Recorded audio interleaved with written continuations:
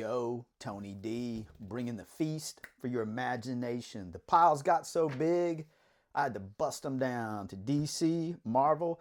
Independent's a little small, but I'm going to make it huge. That's how I do. Starting off, The Flash 23. Story is not doing it for me. I do love the shade. The character is in here, but I buy this because I'm on automatic. Yeah, could get better. If you were one of those readers and you were putting something on a cut list, like this is like right there. So I don't know. We'll just keep plowing. Oh, he did it again. Bad Moon Rising. I went ahead and got it. I was in the comic shop. I saw it. I always want to leave there with a big pile. So I thought, man, might as well keep going. I'm still going. But it's really... This will tell you how the Shade is involved in this story arc. If you're a big fan of the Shade, get it. They give you some background. I don't know. It could have some more pow. But I think if you're loyal to the Flash's Rogues Gallery, it's a decent little pickup. Keeping it positive. Boom! Jumping on Superman. You don't see him much on the channel. The reason why I got back into Supes is we have the Legion of Darkseid. Now, is it Darkseid or Darkseid? Or Darkseid? I don't know. I used to call it Sid, but Darkseid is what I'm going with now. So the Legion of Superheroes are the Legion of Darkseid, which I'm cool with. I love the Legion of Superheroes for whatever reason. I have a special little file called the Death File, and I collect issues where they perish. So, kind of weird, but whatever, man. I do what I want. So yeah, I'm getting into it. I want to see how Supes fights his friends from the future. And after reading this, there is that relationship. So there is that internal struggle of them being his buddies. You know what I forgot? I forgot the tape.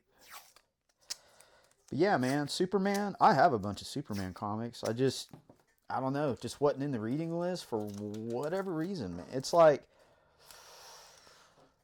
the reason why I'll stop reading a series is if it's, I mean, it has to suck bad, man, for me to stop.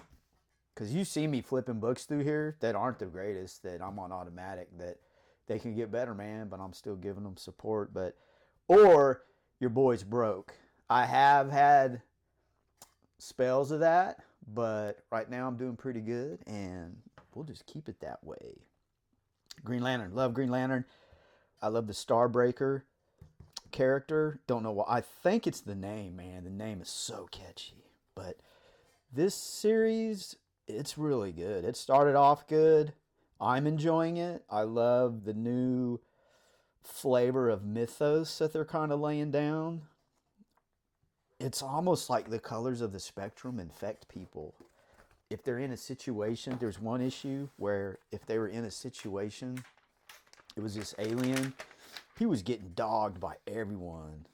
I'm talking everyone, where he should be getting mad and he wasn't. But then all of a sudden he did. And it was pretty negative what he did, but great issue. I thought it was great. Our boy Green Lantern stopped him, but it didn't end well for that innocent soul. So I like that. I like some darkness on my books. I'm not going to lie. I don't know why. I just do. Nothing wrong with that. It brings the drama up. You know what I'm saying? Justice League Unlimited. Totally love Grodd in this for some reason, man. He's so... yeah, great shot of Harley. There's a space-time continuum thing going on. Always love those because it can introduce new characters. And I believe this issue kind of shows you... I'll give you a little peeky. Shows you that some of these characters are going to leak into our world. I say our world. That's funny. The main universe of our heroes. I always forget the number. Yeah, I love Grodd. They were gonna, this is not like a spoiler, but they were gonna dissect him. The Time Trapper, who is Doom from Superman, which is really weird to me. That's hard for me to, yeah, like, this is like an Aquaman. There's something really intriguing about just the look of that character. I want to get into that. Then you have like a, I don't know what that is, but it's like, this gives you the, okay, we have some new characters to deal with. But yeah, Justice League, always love my team books. You get more for your money.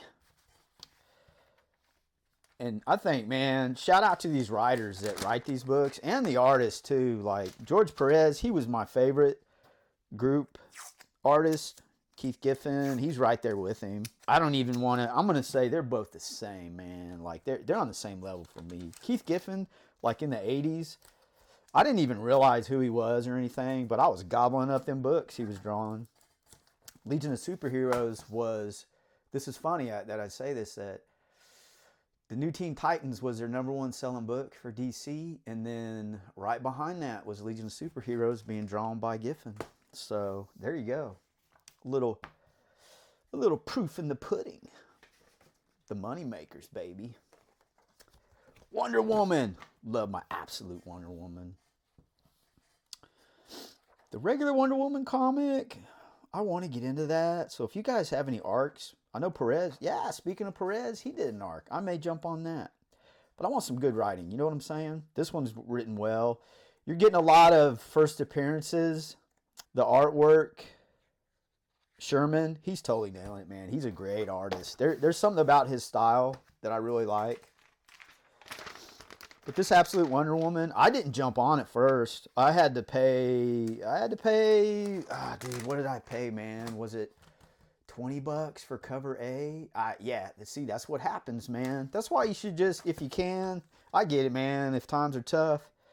But I've really, at this point, I always like to get a cover A.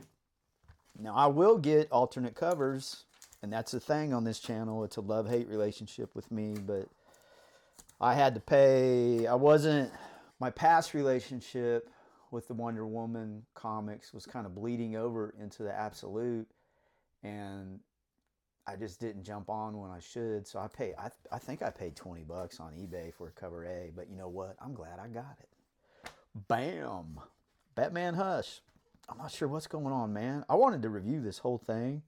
I did a review on the first issue, and it really started off with a lot of mystery, great artwork. It's just another one of those where the gist right now is it's Hush. It's like Hush is just trying to get him to kill the Joker. There is a little bit of dissension in the Bat family where Jason Todd is totally on board with that, and I think he's working with the Joker. Not the Joker, but Hush. But I don't know, man. That's old news, you know what I'm saying? That's one thing that's been explored numerous times, and I don't know. But maybe Jeph Loeb will surprise us like he did last time. We'll see. That'll make a cool review, going back, like, after everything is... That's probably the thing to do, because I just don't know enough, and it's just me rambling. But you know what? Let your imagination feast. Get it?